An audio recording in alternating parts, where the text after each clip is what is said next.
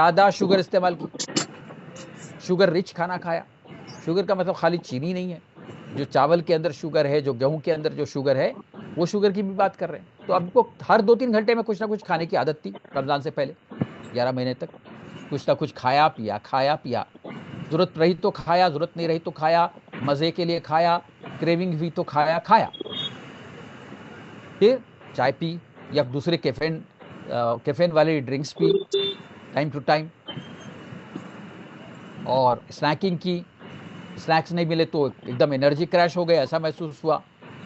तो इस तरह के हैबिट्स हमारे थे और इस तरह के सिस्टम में हम ढले हुए थे। तो इसके वजह से बॉडी एक कंडीशन में आ गई, कोई कंडीशन बन गई बॉडी की। अच्छी बात क्या है कि कोई भी कंडीशन को आप रिवर्स कर सकते हैं।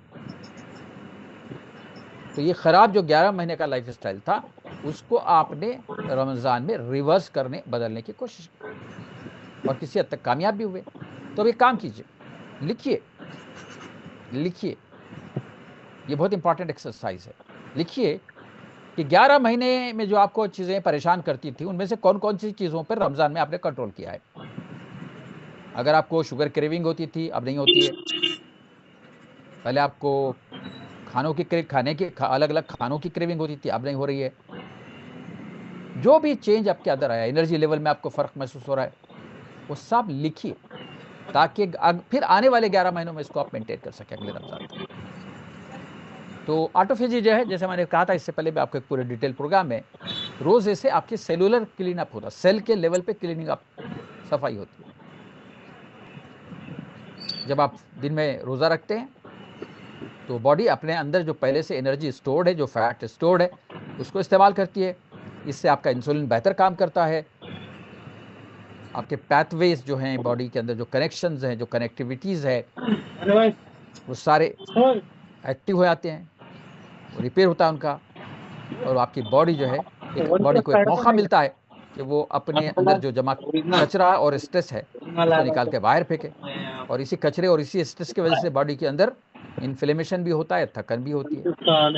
तो इतना बड़ा काम हुआ है साहब गुज़िश्ता 20 दिन में बॉडी के अंदर। अब आप महसूस कर रहे हैं कि नहीं कर रहे, वो इंपॉर्टेंट है। कौन सा है, कितने का है? एक और प्रोग्राम में मैंने आपको बताया था कि साइंस क्या बोलती है इसके बारे में, गारंटी है। कौन सा? रोजे के बारे में। और रोजे के बारे में, जो हमारा रोजा है तो आजकल 13 साढ़े 13 घंटे का, और कहीं दुनिया में 17 घंटे का भी चल रहा हो। तो ये परफेक्ट विंडो है अपने बॉडी के अंदर खराब फैट जो जमा हुआ है उसको जलाने का, उसको एनर्जी में कन्वर्ट करने का। उससे आपका वजन भी कम होगा, बॉडी की शेप में भी आएगी, बॉडी के ऑर्गन्स अच्छा काम करेंगे, बॉडी का मेटाबॉलिक सिस्टम अच्छा काम करेगा, माइंड अच्छा काम करेगा, आपके तमाम ऑर्गन्स हेल्दी रहेंगे। ये साइंस होता है। जो लोग रोजा रखते हैं उनका मेटाबॉलिक सिस्टम अच्छा काम करता है, इन्फ्लेमेशन नीचे आता है, और बहुत सारे हेल्थ कंडीशंस बेहतर होते हैं। ठीक है, तो ये इंपॉर्टेंस याद रखिएगा। तो हमेशा, अभी तो रमजान आने में काफी टाइम है, अगला ये 10 दिन गुजरेंगे, फिर उसके बाद 11 महीने। लेकिन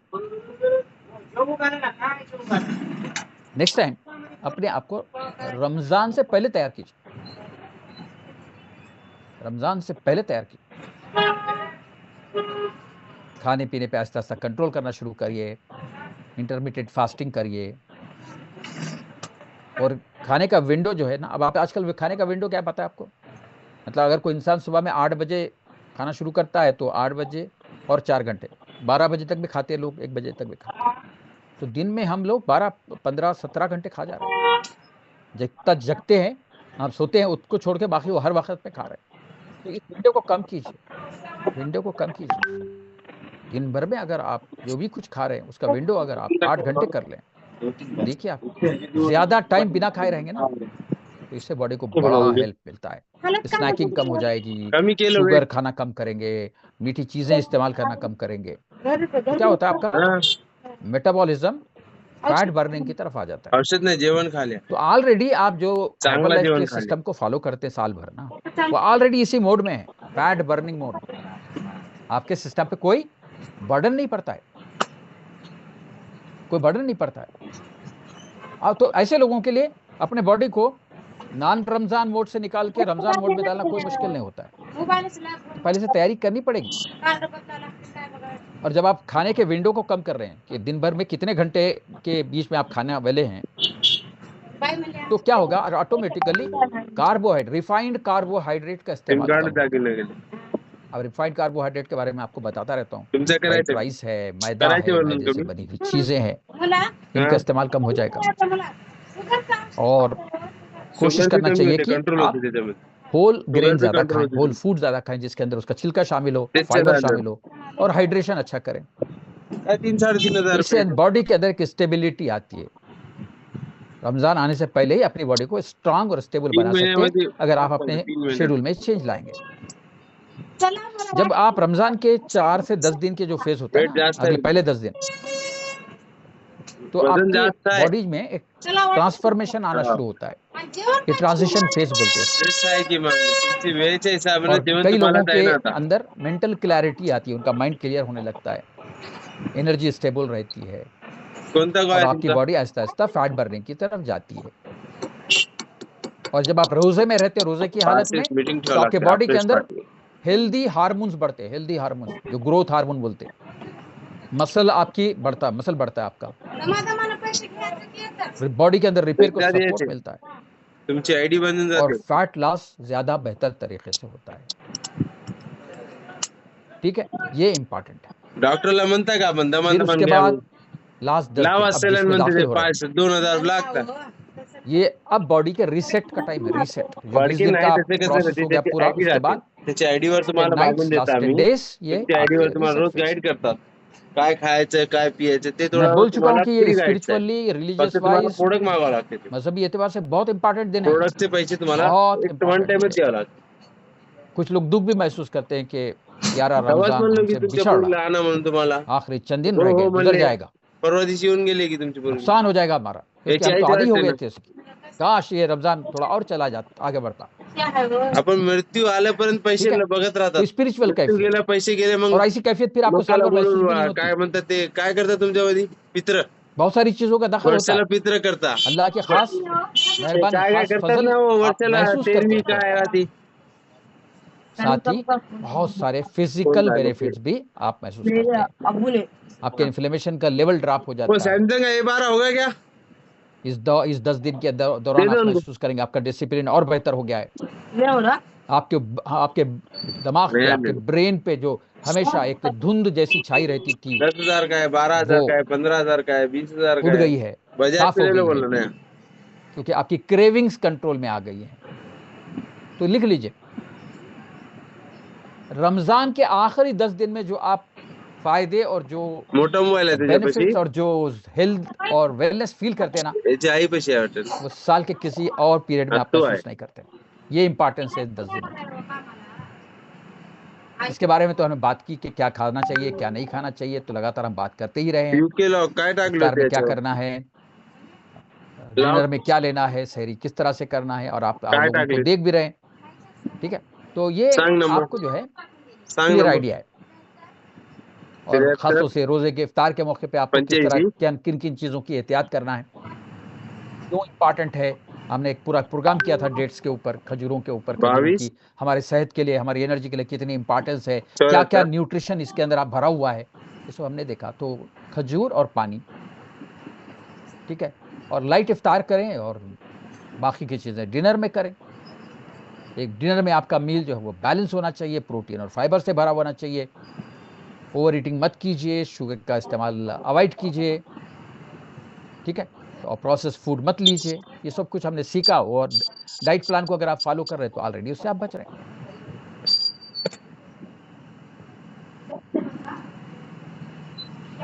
तो उपास संपलेला मी वाचलेला आहे तो तुमच्या रमजान से पहले जो हम गलतियां करते हैं, उसकी वजह से रमजान में हमारी सेहत खराब होती है, उसको भी अवॉइड करना है। और अभी तो खैर रमजान खत्म व्हायले, 25-30 तारखेमध्ये बीचों बीच हैं, हिस्सा है, तो फिर जाहिर सी बात है कि अब आगे 10 दिन पे ज्यादा ध्यान रहेगा हमारे का। लेकिन नेक्स्ट टाइम के लिए भी ये ध्यान में रखिए कि जो चीजें हमारी सेहत खराब करती है उससे बचें। औषध नाही, जेवण आहे ते, शुगर एडिक्शन कंट्रोल में करें, जेवण बरोबर खायला गेलं, चाय, कोल्ड ड्रिंक उस पर कंट्रोल कीजिए।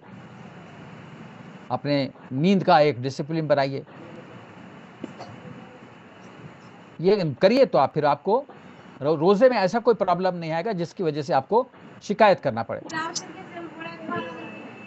गोळी रोजे शुरू में क्या क्या तकलीफ महसूस कर रहे थे? पहिले चालू ठेवायची, नंतर तुम्ही कुछ डॉक्टर तुम्हाला सांगते बहुत ज्यादा थकान फील कर रहे थे, कोई चिड़चिड़े हो गए थे, किसी को ब्लोटिंग हो गई थी, किसी का ब्रेन फॉग का प्रॉब्लम मोबाईल असेल तर माझा चॅनल समझ में नहीं आ रहा भाई, त्याच्यावर डिटेल टाकते आम्ही। और क्या हो रहा था, ये बोल हम सोच रहे थे, ये सोचने की गलती कर रहे थे कि ये रोजे की वजह से हो रहा है। क्या हुआ, बंद होगा? याद रखिए, रोजा आपको कमजोर नहीं कर सकता, रोजा ये प्रॉब्लम पैदा नहीं करता, बल्कि रोजा ये कमजोरी को सामने लेके आता है ताकि आप उस पर ध्यान दे सके, उससे निपट सके। लोग बोलते सरवाइव करना पड़ता भाई, ये सत्व भी निकालना पड़ता भाई, टाइम सर्वाइवल मतलब कोई खतरा आए उसका फेस कर रहे हैं आप। अक्सर लोगों की रमजान में एक कैफियत रहती है, इस वजह से हम लोग रमजान का फायदा नहीं उठा पाते, खासतौर से रूहानी कैफियत का।